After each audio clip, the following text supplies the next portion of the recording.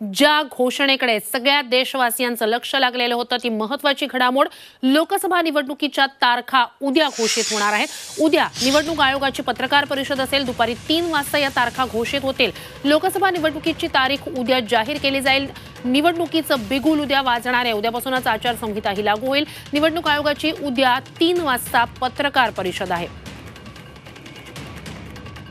तर या पत्रकार परिषदेतून लोकसभा निवडणुकीच्या तारखा तर जाहीर केल्या जातीलच, त्यानंतर लगेचच आचारसंहिताही लागू होईल। आपल्याला माहिती आहे कालच 2 नव्या निवडणूक आयुक्तांची निवड झाली। आज त्यांनी पदभार स्वीकारला, त्यानंतर लगेचच मुख्य निवडणूक आयुक्त आणि या 2 नव्यानं नियुक्त निवडणूक आयुक्तांची एक बैठक झाली। जवळपास 1 तास ही बैठक चालली। त्यात लोकसभा निवडणुकीच्या तयारीचा आढावा घेण्यात आला आणि त्यानंतरच ही महत्त्वाची घोषणा करण्यात आलेली आहे की लोकसभा निवडणुकीच्या तारखेची घोषणा करण्यासाठी उद्या दुपारी 3 वाजता निवडणूक आयोगाची पत्रकार परिषद असेल।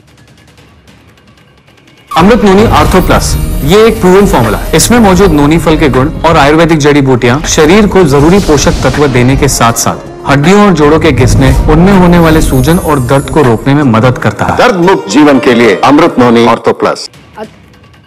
अधिकची माहिती या सगळ्या संदर्भात आपले प्रतिनिधी रामराजे शिंदे यांच्याकडून घेऊया। रामराजे, किती टप्प्यात निवडणुका होऊ शकतात, काय नेमकी काय माहिती मिळते?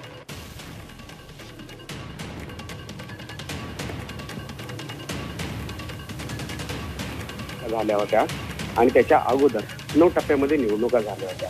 तर यावेळेस पाहणं गरजेचं आहे की किती टप्प्यामध्ये निवडणुका होतात आणि महाराष्ट्र एकाच टप्प्यामध्ये निवडणुका महाराष्ट्रामध्ये घेतल्या जातील का ते सुद्धा पाहावं लागणार आहे। जे मोठे प्रदेश आहेत, उत्तर प्रदेश 80 लोकसभेच्या जागा आहेत, तर इथे साधारणतः 2 टप्प्यामध्ये किंवा 3 टप्प्यामध्ये निवडणूक होण्याची शक्यता आहे। महाराष्ट्र मात्र एकाच टप्प्यामध्ये होतात का 2 टप्प्यामध्ये निवडणुका घेत आहेत ते सुद्धा पाहावं लागणार आहे। नक्षलग्रस्त भाग असेल, त्याचबरोबर संवेदनशील क्षेत्र असेल आणि यावेळेस काश्मीरमध्ये सुद्धा निवडणुका होणार आहेत।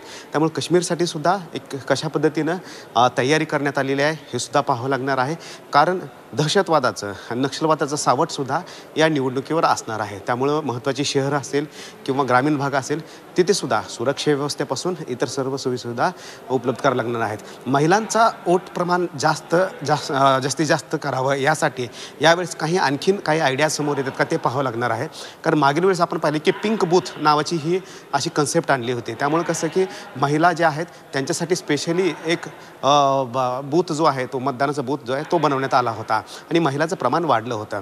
यावेळेस आणखीन एक महत्त्वाचं आहे म्हणजे की फर्स्ट वोटर किती असणार आहेत, कारण आपण पाहिलं की मागील वेळेस जे आहेत ते फर्स्ट वोटर जे आहेत त्यांची संख्या वाढली होती। तर त्याच्यावर सुद्धा काय कशा पद्धतीने यावेळेस नियम आणलेले आहेत ते सुद्धा पाहावं लागणार आहेत। आणि त्याचबरोबर उमेदवाराचा खर्च, उमेदवारावरचे गुन्हे या संदर्भामध्ये आणि सोशल मीडियाचा प्रचाराचा आणि प्रसाराचा वापर या संदर्भामध्ये सुद्धा काही महत्त्वाच्या नवीन गाईडलाईन्स आणल्या जात आहेत का हे सुद्धा पाहावं लागणार आहे। आणि कारण नवीन आता कायदे आलेले आहेत, नवीन नियम आलेले आहेत, त्यामुळं नवीन जे आव्हान आहे ते डिजिटल क्षेत्रातली, तर त्याचे सुद्धा तयारी जी आहे ती निवडणूक आयोगाने केलेली आहे। जे मोठा हर्डल होतं 2 आयुक्तांच्या नियुक्त्या त्या आज झालेल्या आहेत, त्याच्यामुळेच उद्या ही घोषणा होऊ शकते।